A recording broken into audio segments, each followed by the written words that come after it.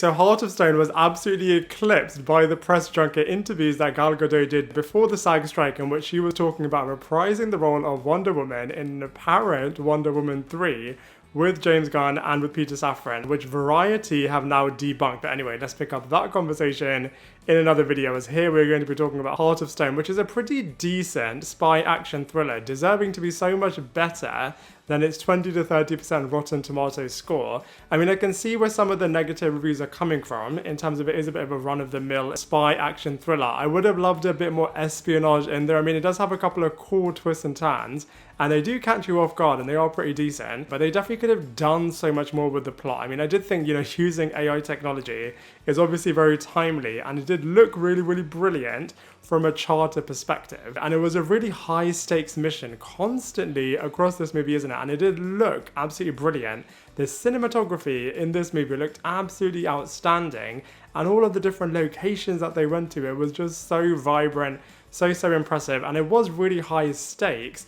Especially as, like I said, this AI technology has the ability to control anyone and everything. It can obviously locate anybody in an instant, and it can control a lot of technology. I wish they would have pushed this a little bit further. I mean, the things that they did do, especially in the final few moments of this film, were really, really brilliant, as well as in the opening. And speaking of the opening, a lot of movies don't do a good job in the opening sequences, but this one did such a brilliant job. I was just so impressed, especially when Gal Gadot went into full field agent mode. The scenes with the parachute and then getting rid of all of the mercenaries, she was honestly on point. I did actually do a good job throughout this movie, always ensuring that the heart doesn't get put into the wrong hands. And I mean, Gal Gadot by now has proven herself to be a formidable action star, and she did not disappoint in this movie. Even though, you know, the script and everything around this movie definitely could have been elevated so much further. But, you know, as a lead character, you are able to get behind her. She's a really endearing lead character. She's so emotionally intelligent and just makes it so effortless. She is so effortlessly cool with all of her action sequences in this movie. Jamie Dornan equally was really, really brilliant. I love how this movie took a bit of a leaf out of Barbie's book in terms of having both a male and a female as their two lead co-stars, instead of just focusing on guys, or instead just focusing on women. And I have to say, Jamie Dornan was just so brilliant as the Parker character, and he was really, really believable, as well as also being a true badass as well. Especially as the movie goes on, I loved it that you found out so much more about his backstory and why he is doing the certain things that he is doing in this film. I would have loved that a little bit more out of the Rachel Stone character, actually, just exploring a little bit more from her backstory perspective and why she is doing what she's doing. As far as the supporting cast go, I feel like they were a little bit hit or miss. I feel like Nomad definitely was not intimidating at all. I feel like the MI6 boss at the start of this movie, he was only in one scene, but he was pretty intimidating. But I feel like Nomad definitely could have just pushed it so much more, especially as her role should have allowed her to do this.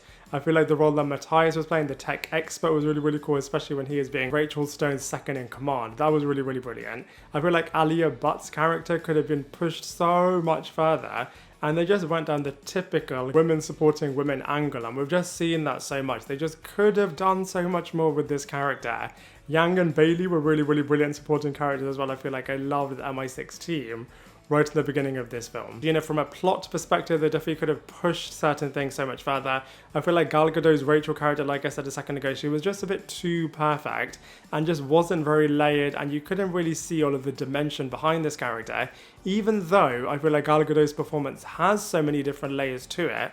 I feel like they just could have just evolved her character, as there was just so much depth potential there. But unlike Gal Gadot's character, I feel like it was really good that they did at least do this with the Parker character. Like I said, some of the girl power was just a little bit too forced in this film. I mean, a lot of people are always comparing Gal Gadot to Angelina Jolie, as she kind of is following her resume in terms of the type of movies that she does do.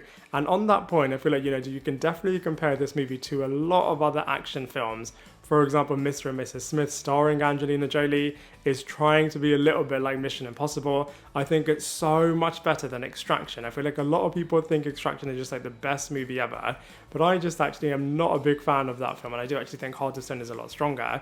It's not as good as Red Notice, which incidentally also stars Gal Gadot. I think it's probably on the same level as Operation Fortune. I don't think it's equally as good as Grey Man, and I don't think it's as good as The Night Agent, but I guess that is a bit of a TV series. And I don't think it's as good as Fast X either, which incidentally also does star Gal Gadot. So, you know, she is creating a bit of a name for herself within the action space. But, you know, overall, I feel like this movie is watchable and enjoyable. I just definitely feel like they could have pushed it so much further and really made it so much more iconic rather than being a little bit forgettable. And so for all of those reasons, I'm going to give Heart of Sin a solid 5.5 out of 10.